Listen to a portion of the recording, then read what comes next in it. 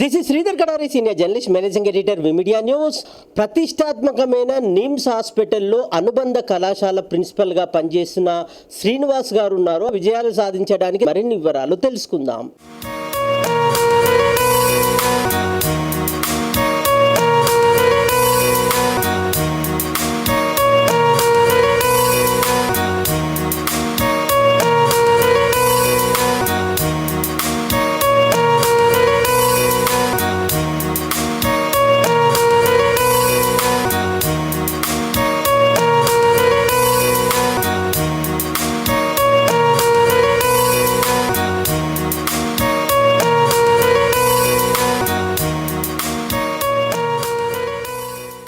మేము ఒక సెకండ్ జనరేషన్ని తయారు చేస్తూ ఉన్నాం. అంటే కేవలం ఆసుపత్రి అంటే వైద్యులు, నర్సెసే కాకుండా ఎంతో సపోర్టింగ్ స్టాఫ్, టెక్నికల్ స్టాఫ్ ఉంటుంది. రోగ నిర్ధారణలో వారి యొక్క పాత్ర అమోఘంగా ఉంటుంది.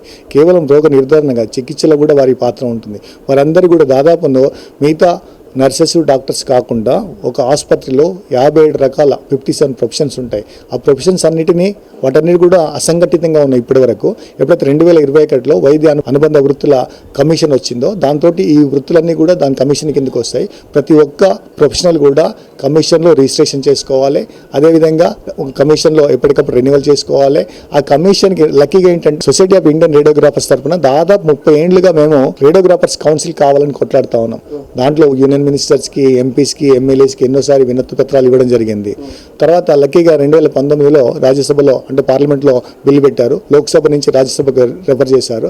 రాజ్యసభలో ఒక ఎక్స్పర్ట్ కమిటీ, స్టాండింగ్ కమిటీ వేశారు. స్టాండింగ్ కమిటీ వేసినప్పుడు స్టేక్ హోల్డర్స్ ఒపీనియన్ తీసుకోండి అని చెప్పారు. అప్పుడు I got invitation from the Rajya Sabha.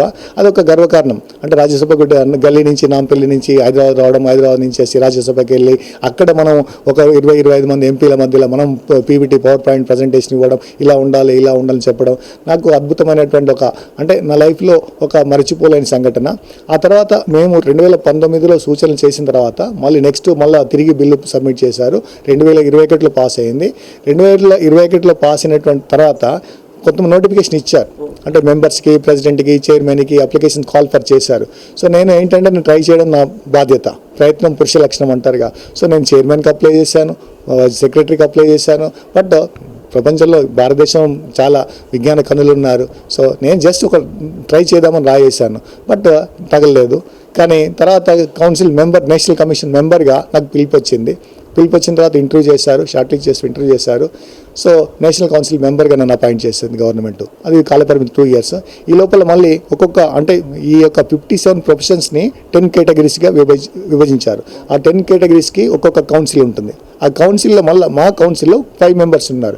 ఆ 5 membersకి మళ్ళీ ప్రెసిడెంట్గా, అంటే మా National Council for Medical Radiology, imaging, therapeutic technology ప్రొఫెషన్స్కి ఐఎమ్ ద ప్రెసిడెంట్. సో మా ప్రొఫెషన్లో రేడియోగ్రాఫర్స్ ఉంటారు, రేడియోథెరపిస్ట్ ఉంటారు, న్యూక్లియర్ మెడిసిన్ టెక్నాలజిస్ట్ ఉంటారు, మెడికల్ ఫిజిసిస్ట్ ఉంటారు, డోసిమెట్రీ ఉంటారు. వీళ్ళందరూ కూడా కమ్స్ అంటారు. దాదాపు 1,00,000 పైచీలకు మెంబర్స్ ఇండియాలో రిజిస్ట్రేషన్ చేసుకోపోతారు కేవలం మా కౌన్సిల్లో ఉన్నాయి. అంటే మిగతా 57 అంటే 10 కౌన్సిల్స్లో ఎంతమంది ఉంటారో చూడండి. అంటే కేంద్ర ప్రభుత్వ చర్య వల్ల ఇప్పుడు వీళ్ళందరూ కూడా ప్రొఫెషన్స్ అందరూ కూడా వాళ్ళ యొక్క గుర్తింపు వస్తుంది. సో వాళ్ళని రెగ్యులేట్ చేసేటువంటి అవకాశం ఉంటుంది. ఇంకా అంతేకాకుండా ఈ యొక్క ప్రభుత్వ, ప్రైవేట్ హాస్పిటల్లో సో ఏదైతే మాల్ ప్రాక్టీస్ ఉందో దాన్ని రూపుమాపేటువంటి అవకాశం ఉంటుంది.